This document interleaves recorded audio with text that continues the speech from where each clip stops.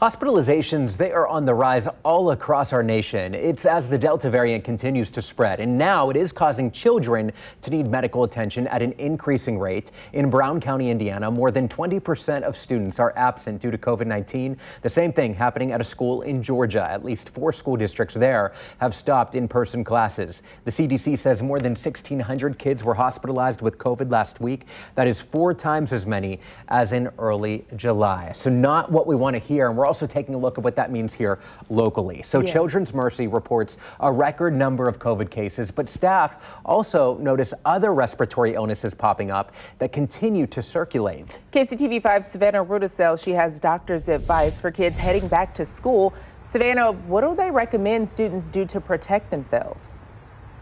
Yeah, Kelly and Joe, American Association of Pediatrics, they say that their advice hasn't changed since kids first started going back. They say masks are going to be the best way to protect them, not just from COVID, but from cases like RSV as well. Those cases have climbed incredibly high here just during the pandemic. Now, RSV isn't caused by COVID-19, but it is higher. The number of cases is higher than what they have seen in years. And the viruses can cause some cold-like symptoms, but these can be incredibly dangerous in children and infants.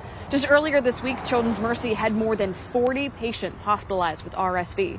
Infectious disease expert Dr. Angela Myers says it's no surprise the uptick in RSV cases happens at the same time as some of those most stringent COVID mandates loosen.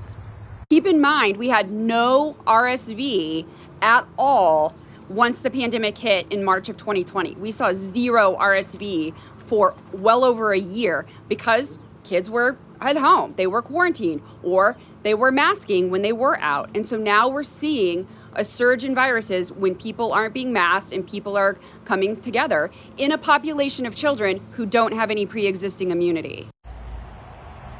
Dr. Myers also expects a very active flu season this year, much more active than what they saw last year. She recommends that anyone who is eligible to get the flu shot and the COVID vaccine as soon as they can. Reporting in Kansas City, Savannah Rudicel, KCTV5 News.